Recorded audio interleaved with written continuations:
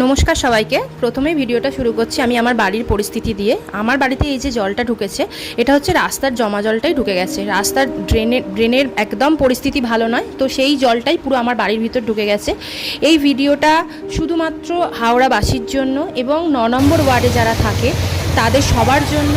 আর এই ভিডিওটা বেলগেছিয়া, টিকিয়াপাড়া, দশরথ ঘোষলেন সমস্ত কিছুর ভিডিওটা কভার করা রয়েছে, তাই সবাইকে দেখার জন্য অনুরোধ করা রইল।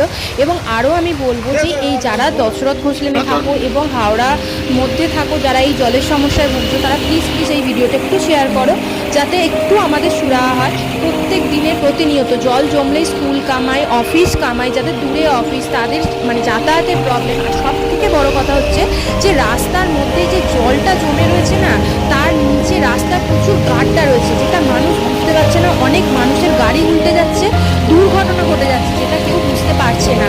তো আমার একটাই অনুরোধ, ভিডিওটা প্রচুর পরিমাণে শেয়ার করা হোক। এবং এখানকার যিনি বিধায়ক আছেন, আমি ওনাকে রিকোয়েস্ট করব যে প্লিজ এই ব্যবস্থাটা একটু দেখুন, যাতে জল জমলে কেন আমাদের এই পরিস্থিতিটা প্রত্যেক বছর এই জিনিসটা আমাদেরকে কি বলবো, আর পরিস্থিতিটা সামাল আমরা নিজেরা দিতে পারি না। জল তো হয়, জল তো জমে, কিন্তু বৃষ্টি কমে যাওয়ার পরে জলটা কিন্তু কোনো সময় নামে না। এই যে এত জল জমেছে, এই জলটা এখন এই মুহূর্তে কিছুতেই নামবে না। বৃষ্টি রোদের হচ্ছে, এতে তার ফলে কি হচ্ছে, জল কিন্তু প্রচুর পরিমাণে বেড়ে যাচ্ছে। আর আরও এতে কি হচ্ছে, মানুষের দৈনন্দিন জীবনের ক্ষতি হচ্ছে, মানুষের প্রত্যেক দিনের যাতায়াতের ক্ষতি হচ্ছে।